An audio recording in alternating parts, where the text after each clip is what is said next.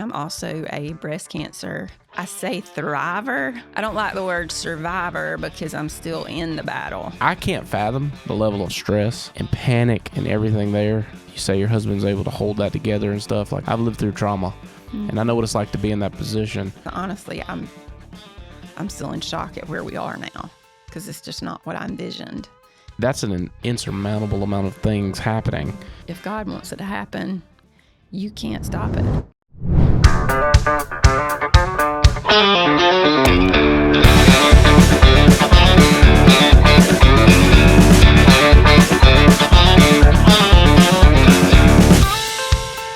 All right, well, welcome to the Barndo show, and I want to take a minute and let you introduce yourself and tell everybody who you are and kind of what you do. Okay. And we'll go from there. I'm Carole Walker. I work with Keller Williams. I'm a real estate agent. Have been an auctioneer for years. It's all I've ever done. I started when I was 19, which was a long time ago. Back when we had books, we didn't get to do everything on our phone. I was thinking back on the ride here. You know, when I started real estate, there was not really internet.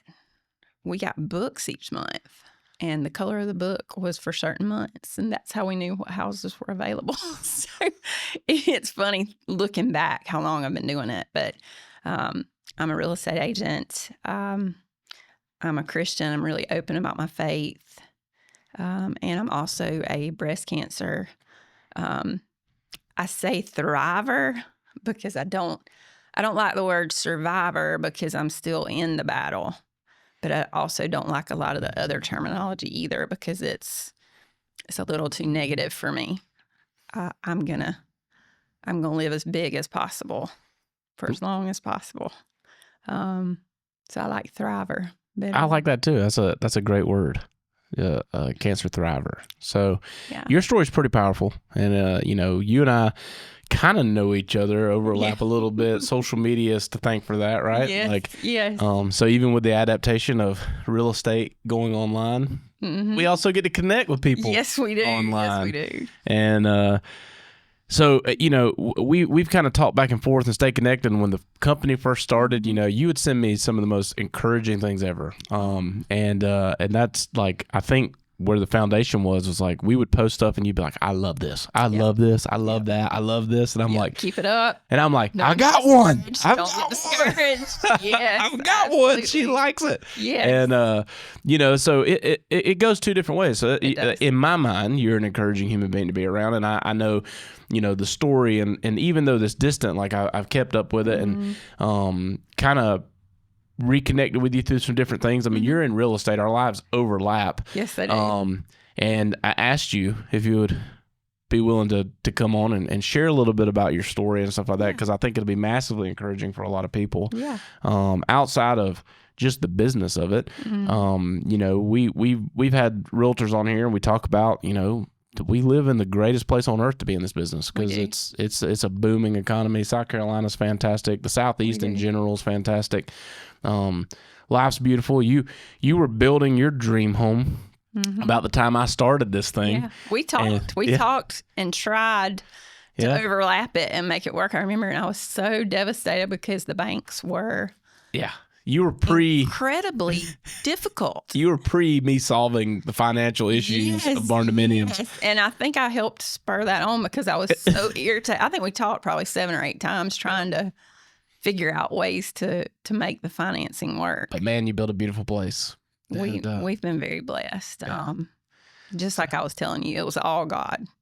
I wish I could tell you it was my real estate prowess that got it for us. But it was absolutely not. My husband and I had made offers on multiple pieces of property, and it should have worked. I mean, I'm good at my job.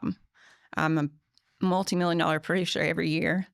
I don't really go on bragging about where I rank in the company and all that because that's just not me. I don't downgrade anybody that does that because it's a great platform to get more business. But I don't always, like to advertise because I want even the first-time home buyer to feel like they can call me and ask me a question. But our farm, which is Lonesome Rock Farm, is what we named it after we got on it. was absolutely my husband. We had given up finding property. My husband was looking every day. He's a hunter. Even though we had a little bit of land with our house we were at, and we loved it, loved our neighborhood, loved our neighbors. I mean, we really did love it. He just didn't have space to hunt, which that didn't bother me. I'm not really a hunter. I like to go take pictures of them. Right. But I do like to eat deer, venison, and that sort of thing. So I was for it. And we really felt like God was putting barriers up, telling us it's just not the right time. It's not the right time. So we decided, truly sat down at the table and said, okay, we have made offers on 4 different properties, 2 of which were not even on the market yet, and offered more than what they were wanting, and just flat got turned down. I mean, I offered every ridiculous thing people were offering in 2020 and 21, and we couldn't make it work.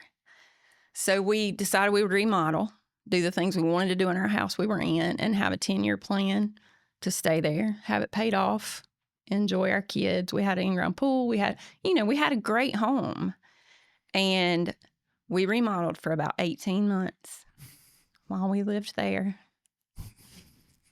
Let me say that again, while we lived there.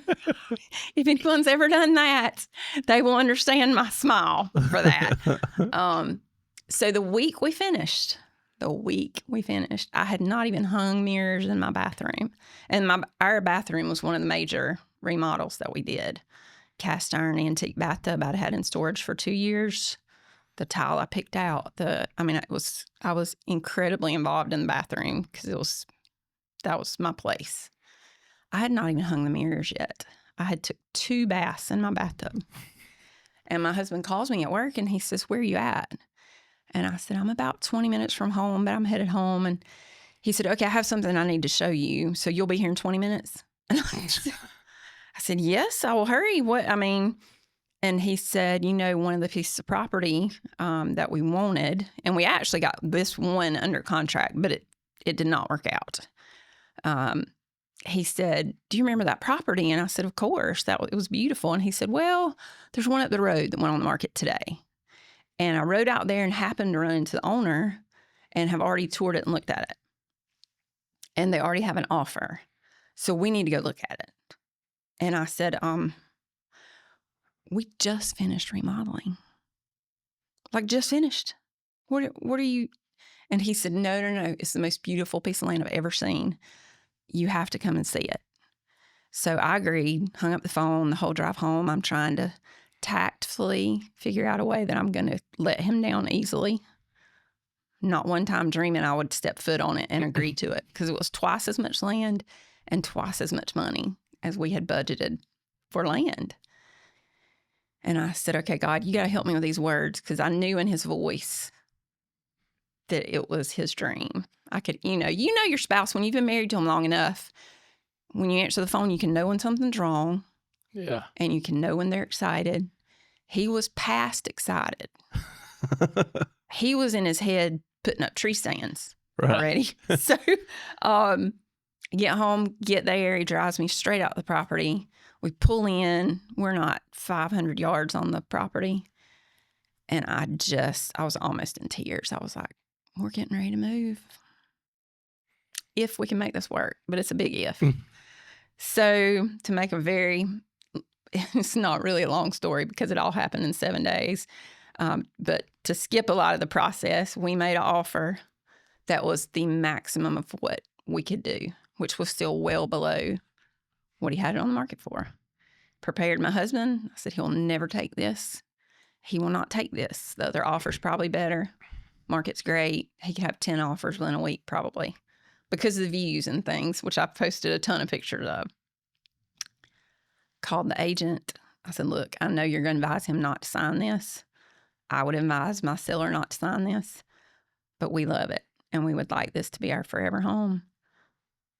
Next day, she called me at like 8 o'clock in the morning, and she said, "Okay, where do I send this contract?" And I said, "You mean the counter offer?" And she said, "Oh, no, he signed it exactly like you sent it, against my advice, and he wants you to be his neighbor." And I was in shock. Of course, my husband was cutting cartwheels at his business, I think, or at his job.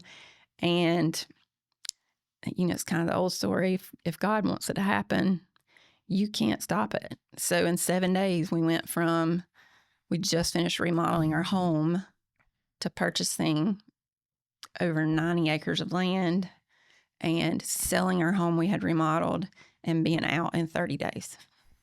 Wow. Yeah. Yeah. And we truly had been trying. Tried so hard for a year and a half and felt like God was telling us, you are supposed to stay where you are.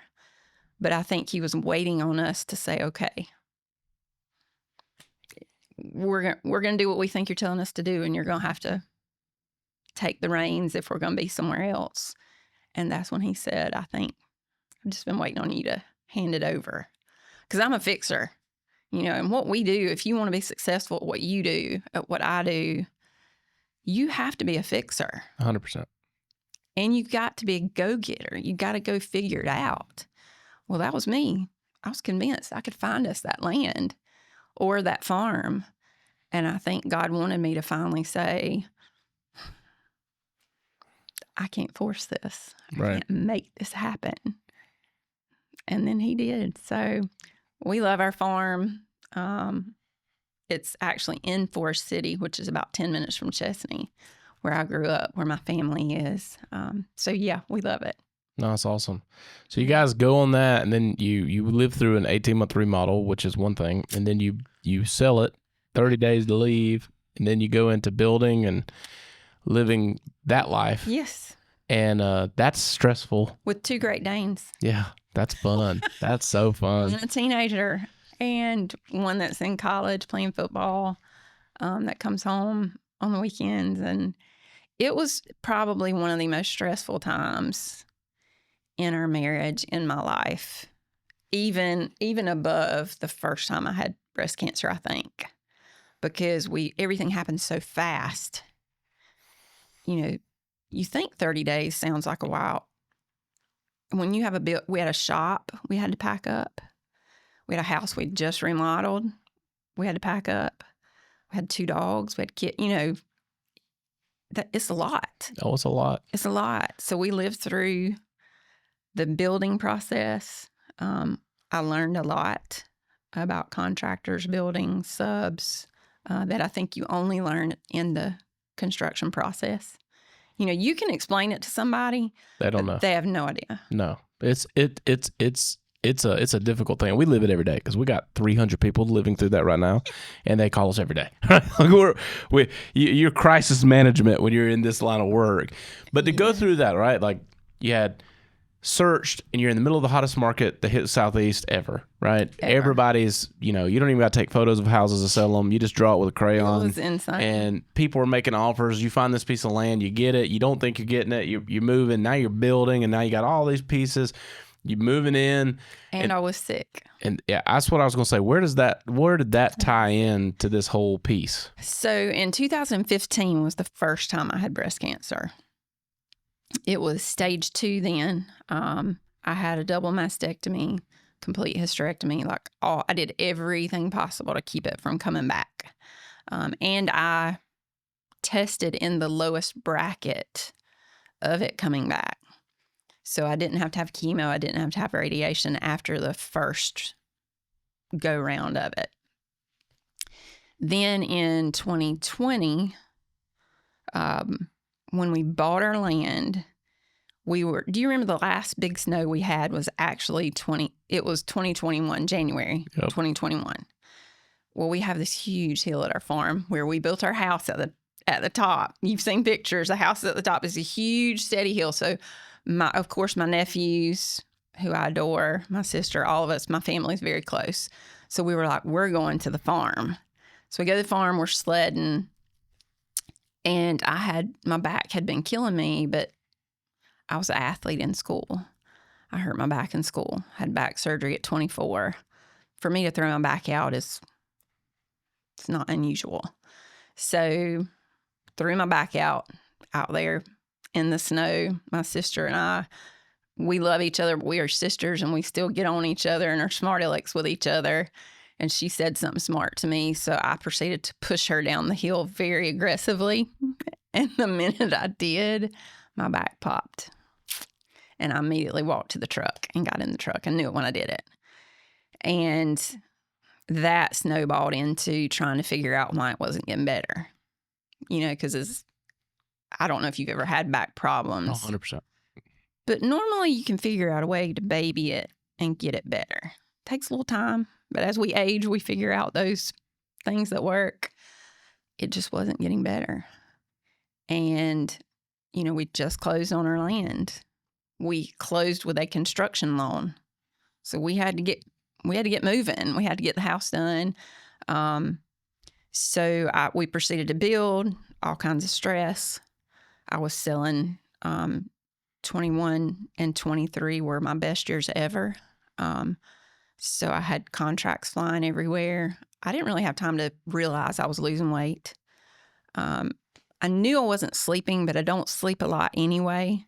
But I had not realized I had been adding pillows about every week to try to get comfortable. My husband probably realized it more than I did. And finally in November, almost a year, I had lost about probably close to 30 pounds. We thought it was stress from building the house, contracts at work. We thought it was real estate related.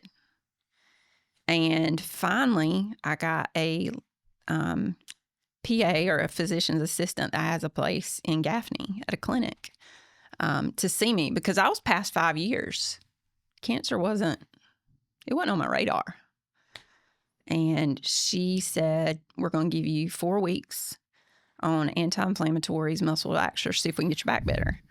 And if it's not better in 4 to 6 weeks, we're going to do an MRI because you can't. She said, I can tell you're not sleeping. And I said, no, ma'am. And so that happened. I was worse 4 to 6 weeks. It was really getting bad then. And sent me for MRI. We had to pay for it because the insurance denied it. To this day, I have some really hard feelings about how insurance handles cancer patients or people who have had cancer. Because if it had not been for my husband, I don't think I would be here today. Because he stood up when they called and said, no, you can't have the MRI. We're denying it. You can go to physical therapy and you can do this and you can do that. Well, TJ, I couldn't stand up. I was at a point where I had Visine in my car because I was crying driving. When I would get to a client's house or to show a house, I'd have to put Visine in my eyes, clean up, get out of the car, slide out of the car. I couldn't step out of the car. I had to slide. And they wanted me to go to physical therapy for 6 months and take anti-inflammatories before they would pay for the MRI. And my husband was like, how is she going to do physical therapy when she can't stand up? She's not sleeping. She's not eating, So that snowballed into the MRI showed innumerable. I read my file, and you talk about a train wreck. I mean, we really thought that Thanksgiving of 21, actually 20, it was 2020, was probably my last Thanksgiving and Christmas.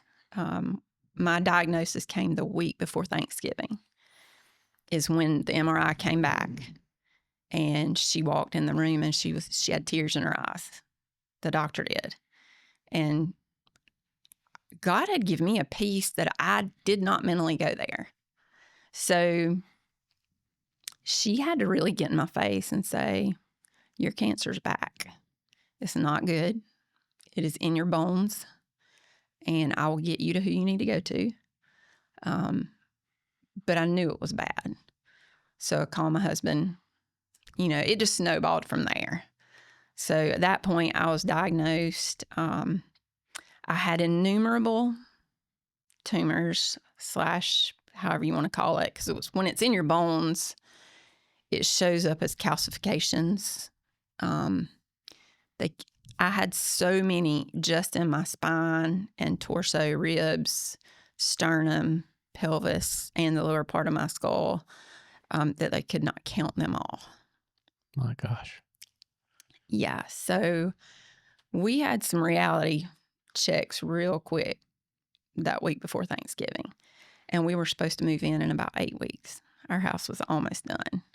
And, we've made all these decisions based on me and my husband both healthy and working. We've tried to do what we felt like God was leading us to do. So that next 8 to 12 weeks was really rough. You go through a lot of emotions. I was mad. I was really mad at God. I was mad because we had made these decisions and we wouldn't have made the same ones if we'd known. But now I'm far enough away from it. I look back and I see that it was all God's plan, because I feel so peaceful there. It's a place where I can go and be mad and it's okay. I can walk around the farm, a lap around the farm, and see the deer and see the turkeys and the trees and the creek. And it is the most healing, peaceful place.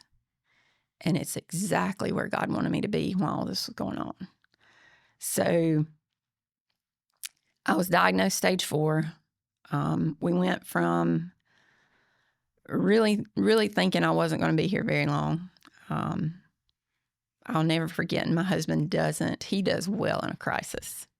I think it's one reason he's excelled at his job. A lot of people don't. Middle of a crisis, they get wrapped up in the crisis. My husband doesn't. He will see a way through it. He's been my rock. And I will never forget when I knew it was bad and I knew that he was going to kind of start moving some things around, and he called our builder and he said, forget everything I said about we're going to finish the deck and we're doing some things, because we enjoy that. We enjoy hands-on. He's in construction, but he's on the commercial side. I think we've talked about that. But he said, you do whatever you have to do. You call whoever you have to call, but we're moving in 2 weeks. And our builder said, do what? and it went from slowly, we're going to get in 8 weeks or so, to mock speed. We're going to be in for Thanksgiving and Christmas. And so it started out pretty dark. So I'm trying to fathom like just normally. That's crazy. You find out this is happening. Literally 6 And the weeks. holidays are here. Holidays are here. My mom had just passed in March. So it was a terrible year for our family. Whew. And my mom died of cancer. So my first round of cancer, me and my mom were being treated at the same time. So my dad and my mom were married, well over 50 years. So I didn't really want to tell anybody until we knew for sure. I was trying to keep it quiet, but you hit a point where you have to tell. It was a lot. The Barndo Show is sponsored by the Barndo Co. Are you ready to reclaim your American dream? If so, head over to thebarndoco.com, click the contact form, and reach out to one of our representatives so we can get your dream started today. Now we're 5 years past that. So walk me through the rest of that. That's like, I can't fathom the level of stress and panic and everything there. And, you say your husband's able to hold that together and stuff. Like, I've lived through trauma and I know what it's like to be in that position, but that's an insurmountable amount of things happening. And all at once. Yeah. So, and what I just remember, I remember you made a post at some point and telling everybody, and you made it, and like in my mind when I saw that, all I could think about was, how long has she known? Because you've done nothing but post beautiful stuff. You and I'd had conversations during that time. You'd never said anything like it never showed up or presented itself as you were even remotely panicked. And so you either got a great poker face or you did have a great piece or something. Because I just remember being so shook by that. I was like, oh my gosh. Yeah. Like out of everything that I could have read that day, I don't believe that, like, how Like, how's that happening? And then like to see, and I didn't know that you'd had it previously, and like seeing all that comments and all the community and everybody there, and thinking like, my gosh, that's so grim. And now here we are 5 years later, and we're having a podcast together. But like, so what did that look like moving forward from that to today? We were, for the first, I would say 8 weeks or so, we completely illegally moved into our house. We didn't have a CO yet. I can say that now because we're so far past it. We got settled in our home. I at that point had to go in and tell my broker, I'm really sick and I don't know what's getting ready to happen. They were extremely supportive. And when I say extremely, I mean, people can say what they want to about a big company, and Keller Williams is a big company. They were, we have agents here to show houses for you. If you have a bad day, you don't have to go. You call us, you'll still get the commission. We'll figure it out. So that was a huge help on that side of things. The medical side of things happened really quickly because it was so bad. I had to go for a complete MRI. I had to go for CT scans. I had to go, and I'm terrified of needles. Terrified, like pass out, cry like a 2-year-old, embarrassed for anybody to be near me. Needles really freak me out. So the whole testing thing was tough. My husband was trying to be there for all of that. My best friend, she was there for multiple times of it. And when we finally got to my oncologist, who is the same oncologist I had in 15, he came in and he said, I have one more test I want to do. It's a blood test. And if the numbers are high, then it absolutely, we know it's cancer. And then you go for the final biopsy and okay. So the numbers on the cancer antigen test, and I'm saying this just to put into comparison of how much better I am now. Because honestly, I'm still in shock at where we are now, because it's just not what I envisioned. I should have trusted God, but the fear and the anger and all that. So he tells me, he says, there's a cancer antigen test that should tell me the cancer cells in your bloodstream. All that sounds just insane to me. And we can test it. If it comes back below about a 36, then we might be looking at a blood disorder or some other things. But he didn't think that. He said, you've lost weight. That's a number one. People don't realize that is a huge sign something's wrong. If you're losing weight and not trying, and I felt like I was sort of trying, but I wasn't really trying. I knew I was losing weight from something else. And my blood work was a little bit off, but not far enough off. So he did this last test. And when it came back in, he said, I'll call you. Because if it is high enough, we need the last biopsy, and then you'll start treatment. I said, okay. So did the blood work. Takes 2 days for it to come back. And his nurse calls me and she says, okay, we need to set up your biopsy. And basically was just, we got to get this ball rolling. And I said, okay. I said, what was the test? And she said, what do you mean? It's definitely cancer. And we believe it is your breast cancer that has spread to your bones. That's what makes it stage 4. It's outside of the original place. And I said, but what was the number? Like, I need to see it. I'm a visual. Just like when you're building something, you need to see the plans. I need to see the CT. I need to see the x-ray. And I know some doctors probably hate that because I want to see it. If it's innumerable, show it to me. Innumerable, is that innumerable? Or like I need to see it. And she said, well, it's definitely cancer. And I said, no, I need to know a number. And she said it was 411. And I said, oh. And she said, yeah, but we're going to get right on the treatment. We think you'll respond. You are very healthy. She was giving me the the rah-rah speech is what I call it, to keep me from going back into the craziness of it. And I started treatment. I went for the biopsy the next week, which was probably the procedure where I showed out the most because I thought I was going to be asleep. My oncologist said they knock you out. They don't knock you out.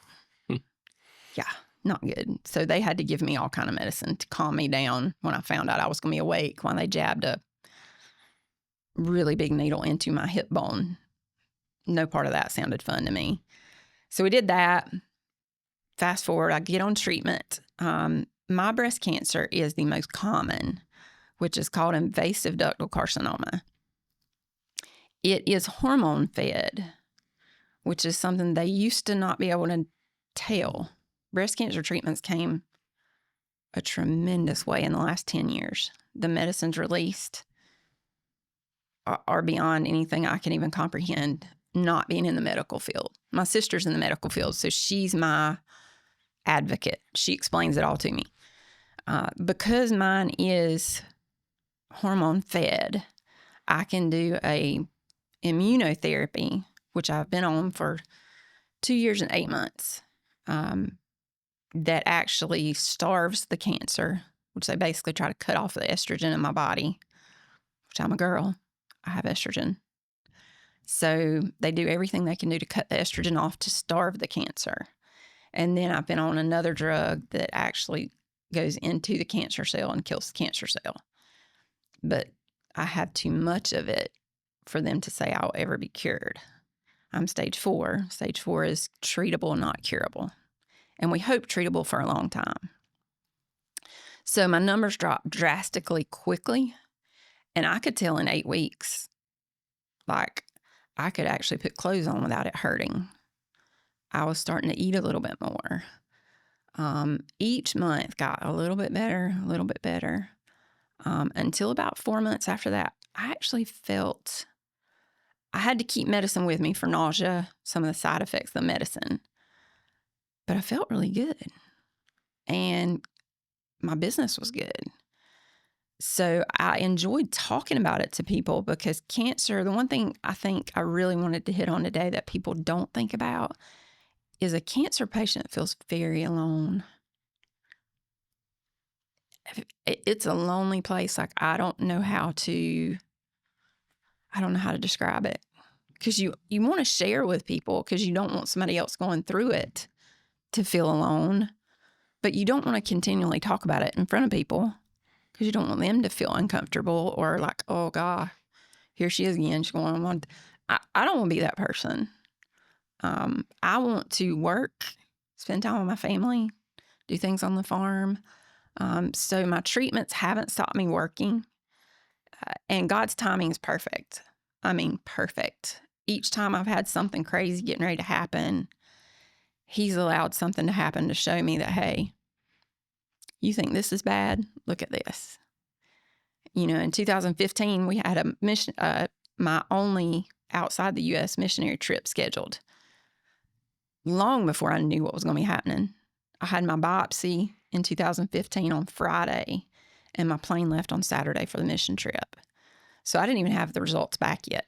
Went to the mission trip in an orphanage with kids who prayed to get food every day. By the time I got back, and I've shared in my testimony at a lot of places, that trip is the only time I've ever heard God. I mean, I heard Him. We were all praying real hard that week that my diagnosis was not cancer. And about the 4th day there, and I know some people will laugh at this and say, that doesn't happen. I heard Him, and He said, Carole, it's cancer, but you're going to be okay. And I even texted some people back here, and I was like, look, I'm freaked out. I'm pretty freaked out because I've heard this twice now. I think it's God's voice. I feel a peace that I do have cancer. I think they're going to tell me that Monday when I get back. So that happened the first time. Second time, all of this was happening while we were building, everything was going on. But the treatment for this is very different than the first time. First time, they're trying to kill it. You're cured, make it past 5 years. Well, I was 7 years out this time. gone too far to cure it. So we're trying to treat it. Luckily, and I don't like the word luck, it's a blessing, it was not outside of my bones. At first, they thought it was on my liver. That would have been really bad. Would have been a different story on my treatment. But the treatment that I'm on, was on until yesterday, was a immunotherapy. And it worked. Like 90% of my tumors, calcifications, whatever they call them, were non-active, were dead. They put you in a PET scan, and if it lights up, it's alive. If it doesn't light up, it's dead. My first scan was like a Christmas tree. I mean, you could see every bone. You could see every rib. It looked like an x-ray, just a regular x-ray. But it wasn't. It was a PET scan. Nothing really is supposed to light up unless it's cancer. This past one, I had like 4 spots. Going from looking like a Christmas tree to 4 spots. So the past 2.5 years or so, I have been able to work. I have a garden at the farm. I can walk all the way around the farm. I've worked every day. I have been more selective about work because the reality is my lifespan without some intervention from God is much shorter than most, which I hate to say that because he could change that with one medication approval with anything. But it's been hard to keep things separate. I've always been good, I think, about keeping what was going on with me medically separate from work. This time it's been harder because there's an urgency. Work is very important to me because I enjoy helping my family. You know, I want to start doing rescues with the animal shelter. We have the land. I want to start doing that. But it's hard when the future is so unknown. And people say a lot, you know, nobody knows what tomorrow holds. I do agree with that. But a cancer patient feels like the bus is outside. Well, Yeah, it feels like the bus is outside. Is the door going to open today, or is the door going to open in 6 years? So you said up until yesterday. Yeah. What was that, a turn? So I think God brought me here today because I needed to probably talk about it. The immunotherapy I was on is what they call my first line of defense. And if this is elementary, and tell me, and I'll skip on. But my first line of defense is basically what the tumor tested for, and what it was fed by. The doctors have, this is the best medication for this. But I'm stage 4. The medicine will not kill it all. So I have scans periodically. I have blood work every 30 days to test it. And they go by my pain level. Those are the 3 things that he bases a lot of what he does on. So the last 4 or 5 months, my blood work has ticked up a little bit. Like not tons, but it had gotten down to that score I was telling you that was in the 440s, had gotten down to 55 at one point. And we stayed in the 60 range, and it's ticked up. It was at 75, then it was at 80, 81, went back down to 80, then it was 81. So it's ticked up some, but my pain level has went up the last 3 or 4 months. I keep lidocaine patches all the time on me for my back. My hip had been feeling strange. And they do radiation on me for maintenance purposes only. Like I've had radiation to both of my hips for pain, not because they think it's going to kill it forever, but for pain. And I knew something was up. I didn't feel like it was working as well. So this past treatment time, when I finished and did the blood work, we hadn't had scans in about 7 months. We do them every 6 months to a year. You don't want to get scans all the time because of the radiation and the things you're exposed to. Or I don't. Right. Every doctor is different. You know, some do it every 3 months, some do it once a year. So when I went in, I said, I just don't feel right. I'm taking my pain medicine every day. I'm taking the nausea medicine every day. I just don't feel right. And he said, I think it's time we do a scan. Let's just check, see what's going on. So got the scan back, and eye chart's a blessing. You can read it. It's also terrible too, because you don't understand what you're reading, and they put the worst of the worst in there. I don't know if you've read it before. Oh, yeah. It's terrible. It makes anybody could have a cold, I think, and they can make it sound like you're getting ready to kick the bucket. Right. So I had progression on this last scan, which means I have 4 or 5 places now that are active. Again, they're not dead. So that means the medicine I'm on is not working anymore. There's a lot of other medicines. So I got the medicine switch yesterday. I'll start it next week. It's injections, and I have to get 2. They're intermuscular injections, which don't feel great. So I have to get 2 next week. I go 15 days later, get 2 more. 15 days after that, get 2 more. And then I get them every 30 days. And we'll do that for as long as that works. And then when that doesn't work, we'll switch.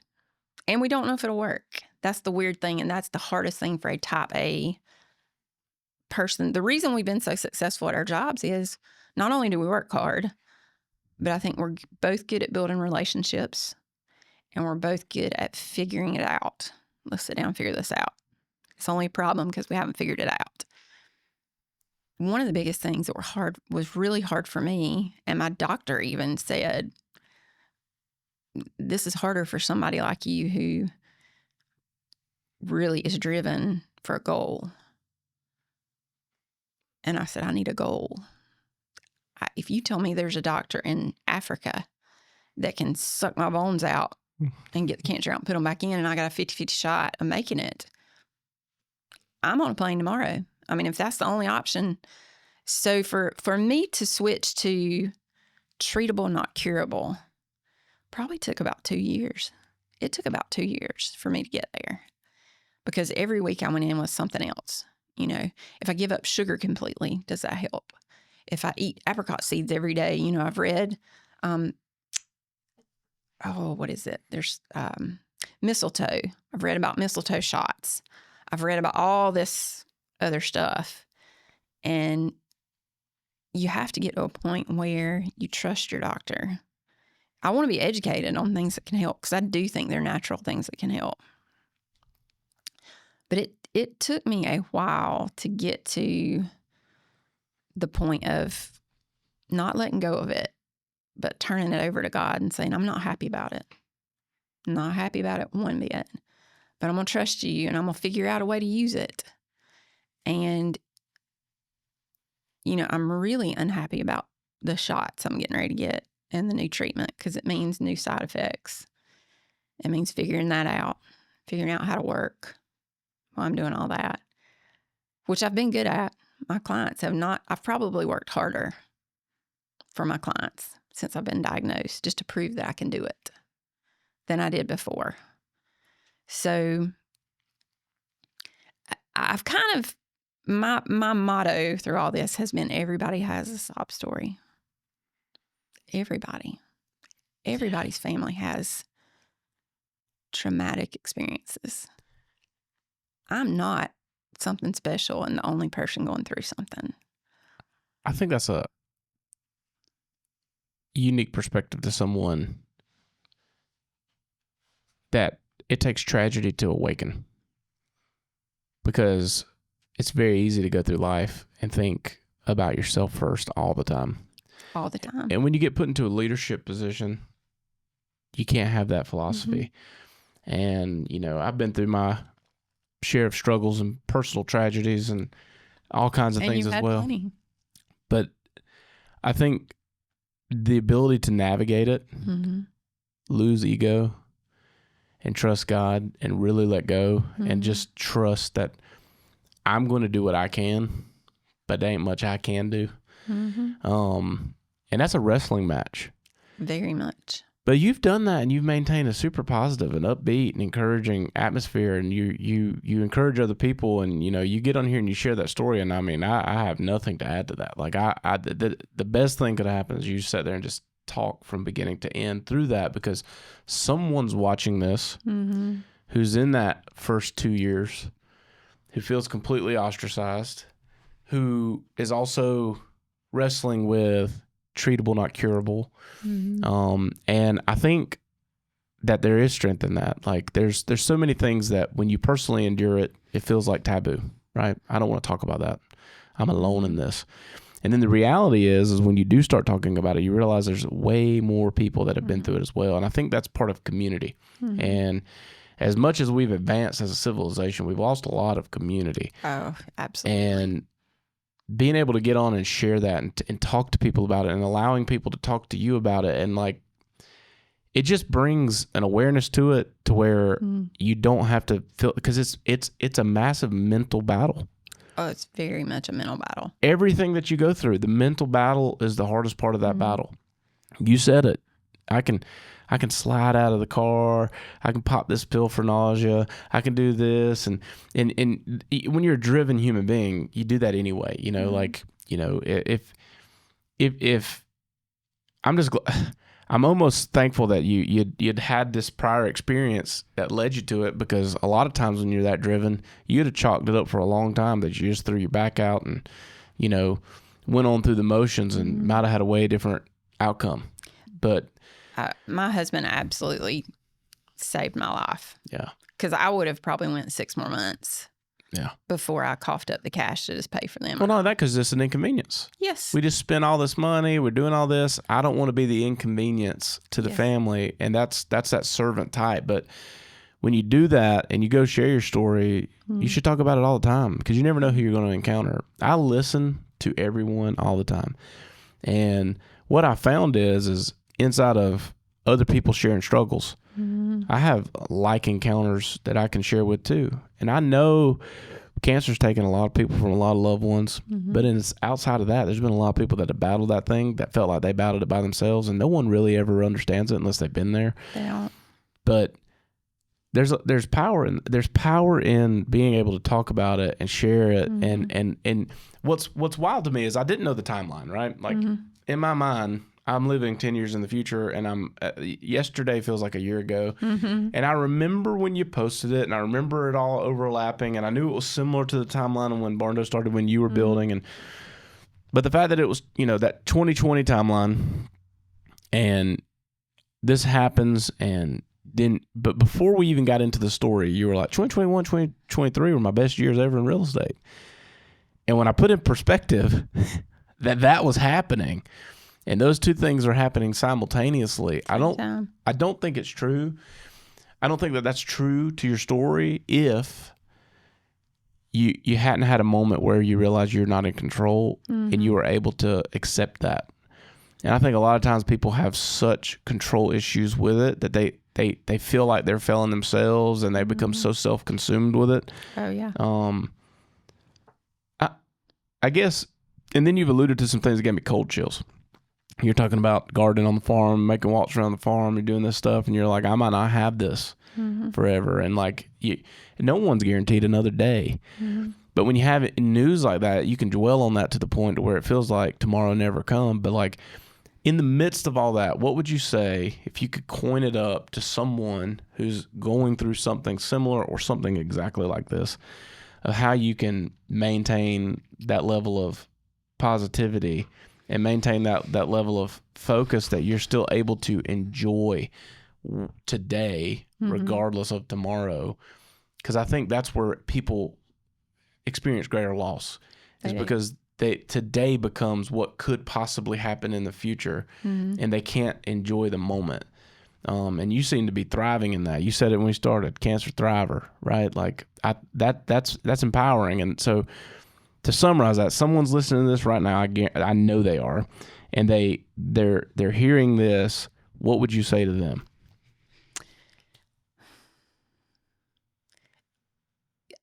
I felt very, very alone.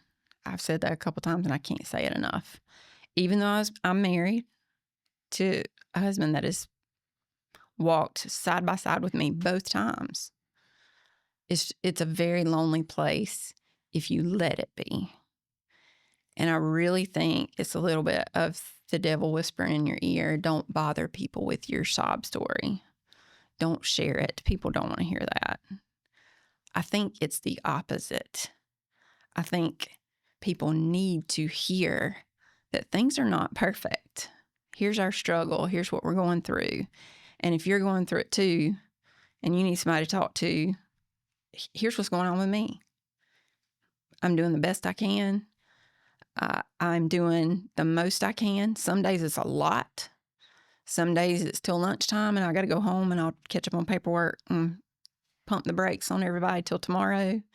I had to accept that a little bit because the medicine that I have been on, it causes extreme fatigue. It's a fatigue I've never felt. And it's a fatigue that when it hits, I had to listen to my body and accept that there's going to be a day or two where I'm working from the farm, whatever form that looks like. I've also thought, because I've had so many people say what you say, you've been so positive about it. And I look back and think, golly, I've let God down because I've not been near as thankful as I should have been. Because, I just turned 50.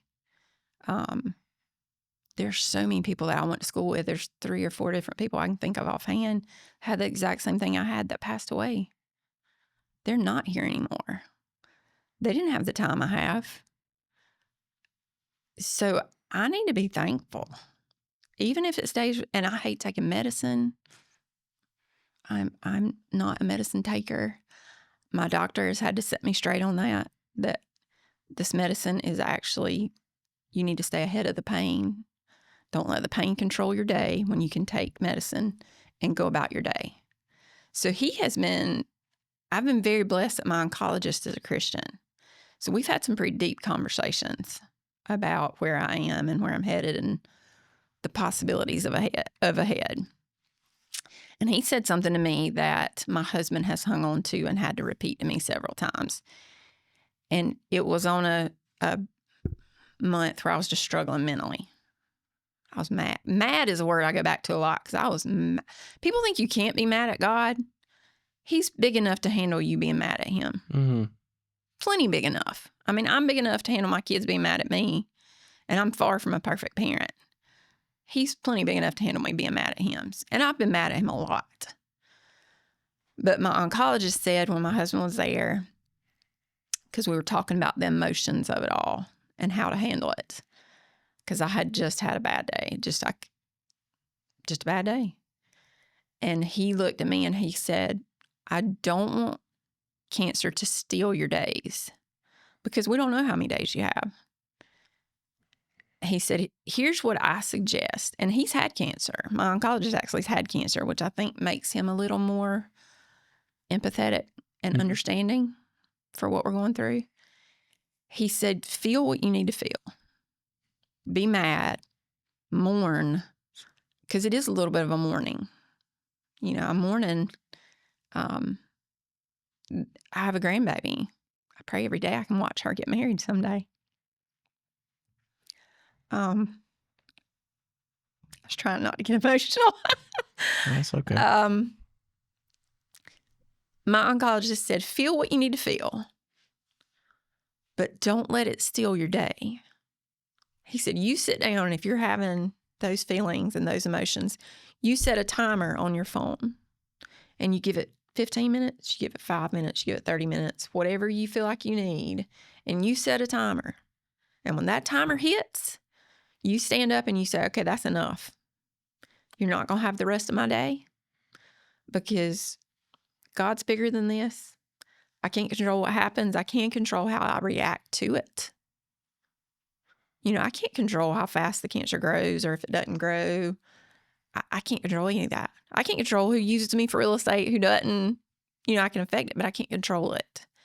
So I don't want it to control or have one single day. Not one. I don't want to give it one. So that has kind of been, my husband's had to remind me a few times of it when I went down a rabbit hole and, you know, you want to research and become a cancer expert. When you have it, YouTube is I almost wish I could delete it sometimes because I get on there researching and, you know, people think if it's on there, it's truth. Right. That's not always the truth. Most of the time, it's not the truth. Right. So that has been a blessing to me that he has been so honest with me. Like, he's not sugarcoated my diagnosis or when something came back how we didn't want it. You know, yesterday we had to look at each other and say, okay, this medicine's run its course. It's not working anymore. We got to change it and see if this one will work. There's no guarantee it's going to work, but this is the one I think is the best. So let's switch to this. And then one thing I alluded to, I loved sports in school. I'm the most competitive person on the planet. Anybody that knew me in high school knows it. I mean, I'd rather not play. If I'm not going to win, I don't want to play. Don't send me on a mission trip to play soccer with orphanage kids and think I'm going to let them win.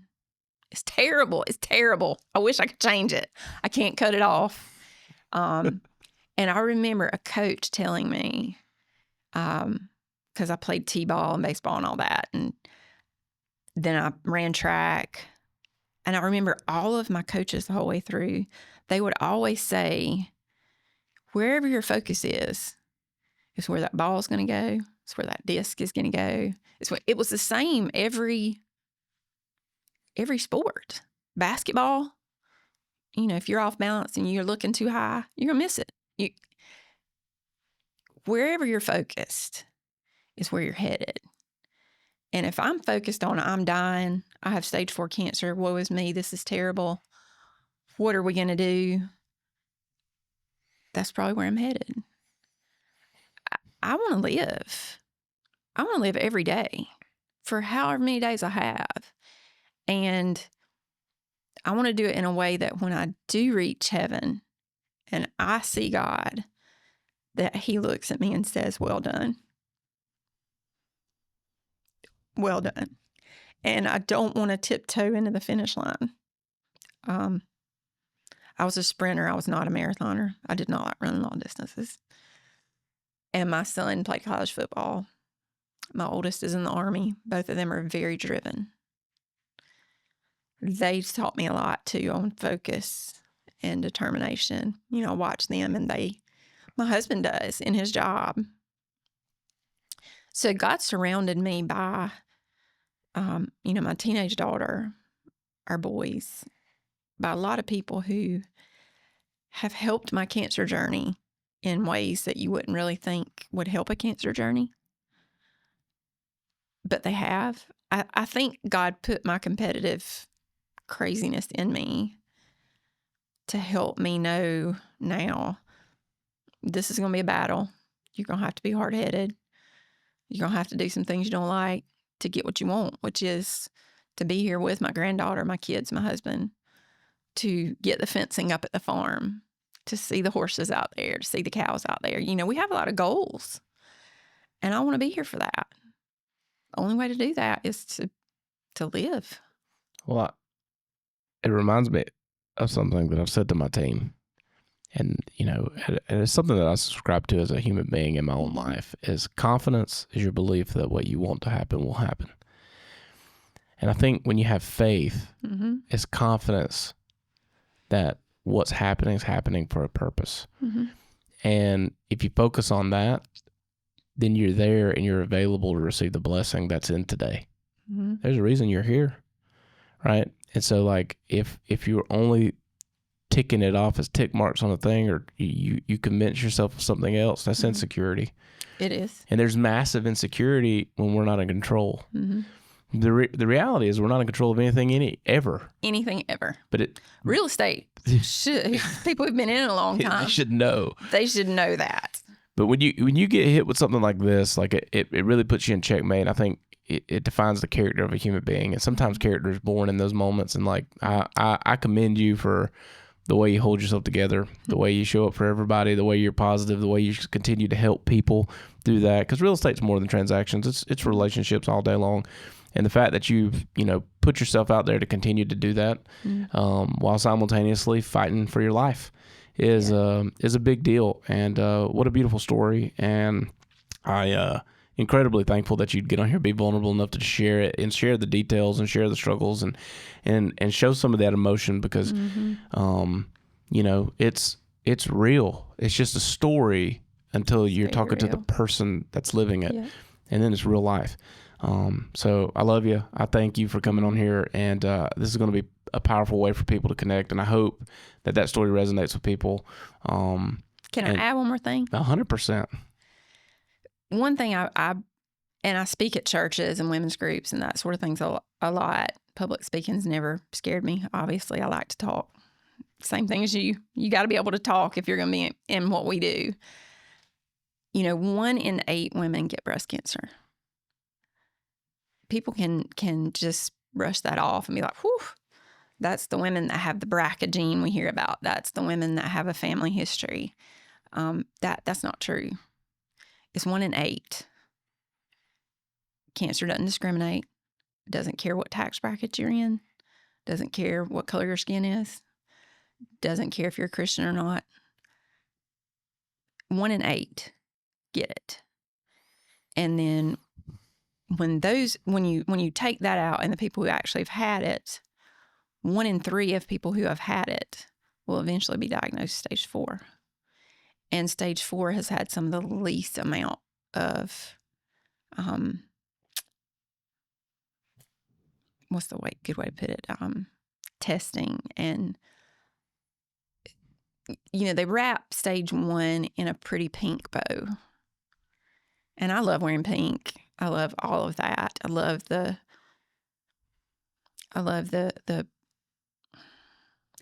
stage that gives it, that it reminds people of it. But what I want people to not forget is we can celebrate, we can wear the shirts, we can wear the hats. But if you don't go get your physical, it doesn't matter. I mean, catching it early, if you catch breast cancer in stage 1, you have almost a 98% chance that they can get it all, that you'll be free and clear. You go to stage 2, it drops down into the 80s. So finding it early is a big deal. And we have the equipment to find it early. You can find most of the time free mammograms if you look around. So I just want to encourage people, don't be afraid. Knowledge is power. Knowledge is power. Whether it's knowing Christ, knowing your medical situation, knowing real estate in and out, understanding building a Barndo, knowledge is power. And I just want people to be aware of their bodies, and women especially, but men can get it too. Mm-hmm. I mean, I just want people to be aware. 1 in 8 is far too many. So just be aware of your body and go get your physicals. Men and women, go get your physicals. Well, amen. Well, thank you for that. Thank you for coming on here and sharing this. This is completely different than what we typically do, but it's such a powerful story, and I wanted to give the platform to it because people need to hear about it. They do. Thank you. And I appreciate you. I love you guys and appreciate y'all very much.